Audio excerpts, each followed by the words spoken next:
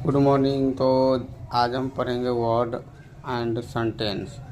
और हम पिछले क्लास में लेटर्स पढ़ चुके हैं। आज हम वर्ड और सेंटेंस के बारे में पढ़ेंगे। जैसे कि तो हम सभी को पता है कि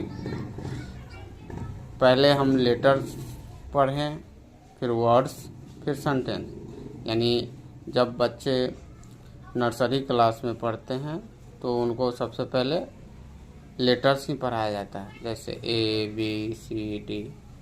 फिर बच्चे LKG में जाते हैं तो उनको हम वर्ड पढ़ाते हैं, जैसे A for apple, B for ball, C for cat. और फिर बच्चे UKG में आते हैं तो उनको हम सेंटेंस पढ़ाना शुरू कर देते हैं, जैसे this is an apple, that is a cow.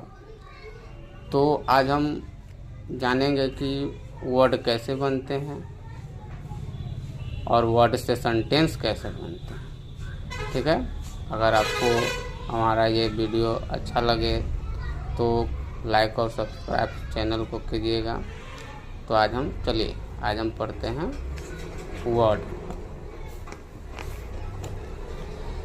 तो जैसे कि हम वर्ड यानी वर्ड को हिंदी में हम क्या कहते हैं, शब्द। वर्ड होता क्या है, यानी वर्ड जो होता है लेटर से ही बनते हैं। यानी हम लेटर को ग्रुप करके यानी एक जगह लिखकर लेटर के समूह को बनाकर उसको हम वर्ड बनाते हैं। हाँ, लेकिन ऐसा वर्ड बनाएं, यानी लेटर का ऐसा समूह हम बनाएं जिसका कुछ मीनिंग यानी अर्थ निकल जाए।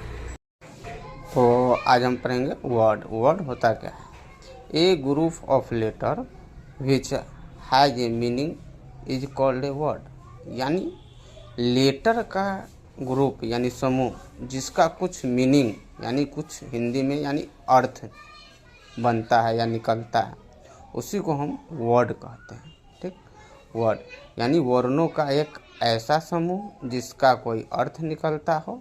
शब्द हिंदी में शब्द और इंग्लिश में वर्ड कहलाता है।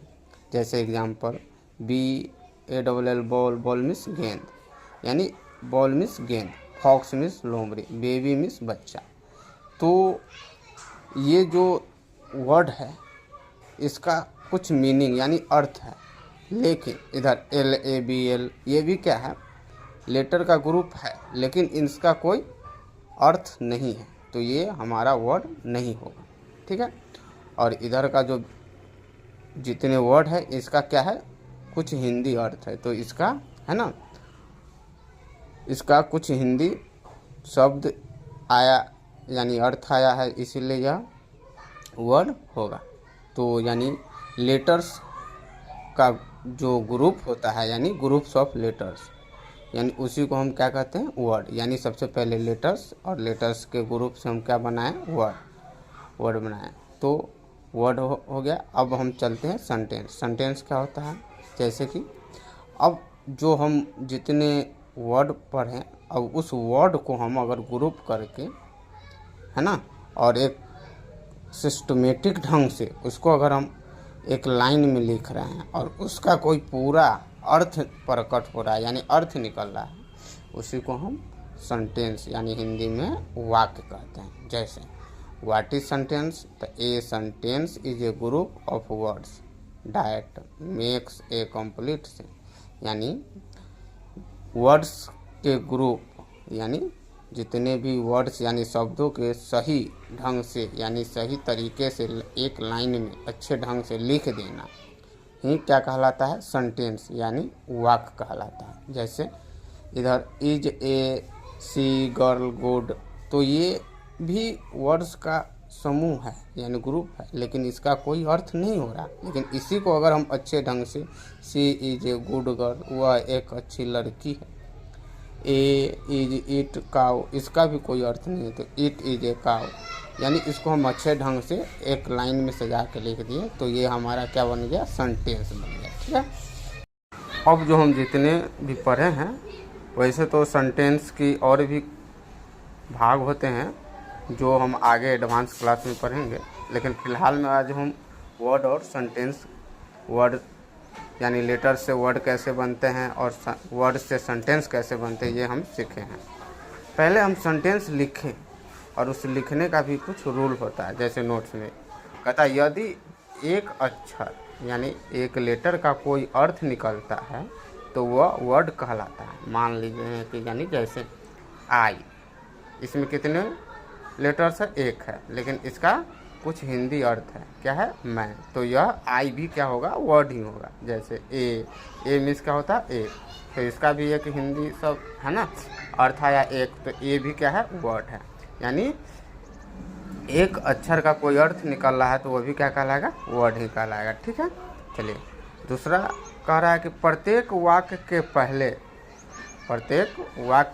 शब्द वर्ड यानी शब्द यानी इंग्लिश में वर्ड का पहला लेटर यानी इंग्लिश में वर्ड कैपिटल लिखा जाता है। जैसे हम लोग लिखते हैं ना RAM राम, तो राम में आर जो होगा शुरू का वो बड़ा यानी बड़ा ABCD का जो है ना कैपिटल लेटर होगा। लेकिन नाम अगर किसी आदमी का नाम हो या किसी जगह का नाम हो, वो शुरू में या बीच में या साइड में कहीं भी रहे, वह उसका शुरू का अक्षर बड़ा ही होगा। ठीक है, चलिए आगे कहता है प्रत्येक वाक्य में सब्जेक्ट यानी हिंदी में कर्ता तथा वर्ब यानी हिंदी में क्रिया का होना आवश्यक है। तो आज सब्जेक्ट यानी कर्ता और वर्ब यानी क्रिया ये तो आगे हम पढ़ेंगे ही, लेकिन सब्जेक्ट के बारे में अगला चैप्टर में हम अगले क्लास में सब्जेक्ट और ऑब्जेक्ट के बारे में और प्रेडिकेट के बारे में ही आगे हम पढ़ाएंगे। फिर से वीडियो बनाकर हम डालेंगे। ठीक है, तो पहले वाक्य में क्या होना ज़रूरी है? सब्जेक्ट और क्रिया यानी वर्ब यानी होना बहुत ही ज़रूरी है। फिर कहता है वाक्य के अंत में फुल स्टॉप जो बुनके होते हैं है ना, और उसके बाद मार्क ऑफ इंट्रोगेटिव या इंट्रोगेशन यानी जो क्वेश्चन मार्क होते हैं, जो आगे हम टाइप्स ऑफ सेंटेंस पढ़ेंगे तो उसमें है ना इंट्रोगेटिव सेंटेंस के बारे में हम पढ़ेंगे। फिर एक्सक्लेमेटरी सेंटेंस के भी बारे में पढ़ेंगे, तो उसमें हम है ना अच्छी तरह से समझ जाएंगे कि इंट्रोगेटिव सेंटेंस में जो क्वेश्चन मार्क यानी जो होता है ये क्वेश्चन मार्क ये कहाँ लगेगा। ठीक है, और ये जो हमारा कुछ वर्ड पावर है यानी कुछ बच्चे जो ऐसे होते हैं जिनको वर्ड है ना कुछ पढ़ने में यानी छोटे छोटे वर्ड को पढ़ने या प्रोनाउंसिएशन करने में प्रॉब्लम होते हैं, इसके लिए हम ये कुछ वर्ड पावर लिख दिए हैं। ठीक है, अगर आपको अच्छा लगे तो हमारे वीडियो को लाइक और सब्सक्राइब ज़रूर कीजिएगा चैनल को हमारे। ठीक है, और अच्छा लगे तो अपने दोस्तों के पास ज़रूर शेयर करें है ना। और